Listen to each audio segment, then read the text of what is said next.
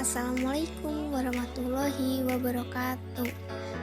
Halo semuanya, perkenalkan aku Sinta Aprilia dari jurusan Pendidikan Biologi Universitas Sultan Ageng Tirtayasa. Di pembahasan kali ini, aku akan bahas tentang plante. Yuk, simak videonya. Di pembahasan kali ini, kita akan membahas poin-poin tentang plante. Yang pertama, pengertian dari plante. Yang kedua, ciri-ciri. Yang ketiga, klasifikasi. Yang keempat, manfaat dari plante. Yuk, simak videonya. Pengertian kingdom plante. Kingdom plante atau yang lebih dikenal dengan tumbuhan ialah salah satu organisme eukariotik multiseluler dengan dinding sel dan klorofil. Klorofil adalah zat hijau daun yang berfungsi dalam proses fotosintesis, sehingga tumbuhan mampu membuat makanannya sendiri atau autotrof. Ciri-ciri plante. Tumbuhan dikatakan sudah berevolusi sebelum hewan dan terletak pada awal paling rantai makanan.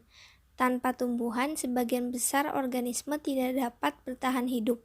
Tumbuhan bisa tumbuh subur bahkan dalam kondisi paling keras. Bahkan daerah dingin, tundra, dari bumi bahkan mengandung beberapa vegetasi. Berikut ini beberapa ciri-ciri plante yang perlu kalian ketahui. Yang pertama, multiseluler atau mempunyai banyak sel. Yang kedua, autotrof, bisa membuat makanannya sendiri. Yang ketiga, eukariotik, merupakan sel yang telah memiliki membran inti sel. Yang keempat, terdapat dinding sel yang terbuat dari selulosa. Yang kelima, hidup di daratan yang lembab ataupun perairan.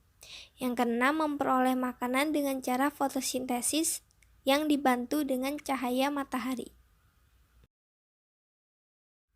Klasifikasi kingdom plante terbagi menjadi 3 filum. Yang pertama, filum Pteridophyta. Yang kedua, filum Bryophyta. Yang ketiga, filum Spermatophyta. Filum Pteridophyta.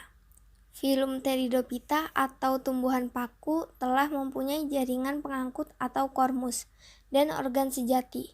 Tumbuhan paku bereproduksi secara aseksual dengan spora. Tumbuhan ini mengalami metagenesis. Pada umumnya, tumbuhan paku hidup di darat, terutama di daerah hutan hujan tropis. Tetapi ada beberapa jenis paku yang hidup mengapung di air. Pteridophyta adalah tumbuhan yang telah memiliki batang, akar, dan daun sejati, berkembang biak dengan spora, atau Cormophyta berspora, dan mengalami suatu pergiliran keturunan. Filum Bryophyta. Bryophyta tidak mempunyai organ sejati seperti batang, akar, atau daun, serta tidak mempunyai pembuluh angkut, xilem, dan phloem.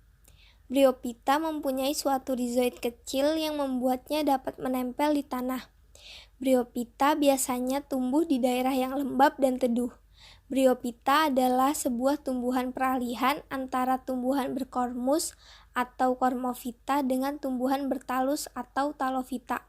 Sama halnya Pteridophyta, Bryophyta juga mengalami metagenesis dan mengalami suatu pergiliran keturunan.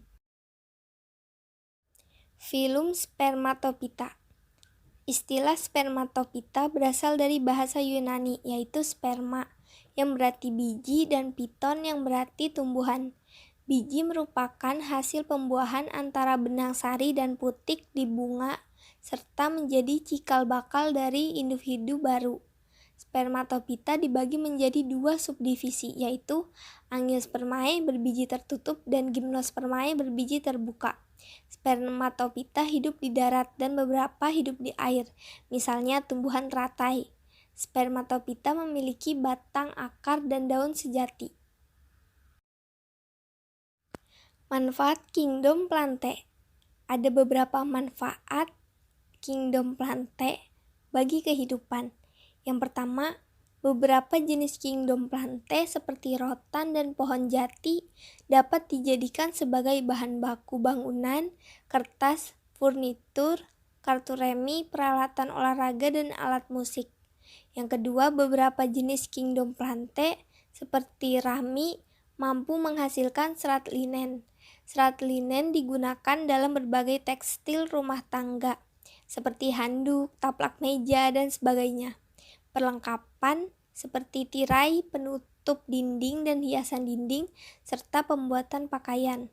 Yang ketiga, banyak jenis tumbuhan dari kingdom plante dapat dijadikan sebagai bahan obat-obatan, seperti obat herbal, suplemen makanan, dan pestisida. Cukup sekian pembahasan yang bisa saya sampaikan, kurang lebihnya mohon maaf. Wassalamualaikum warahmatullahi wabarakatuh.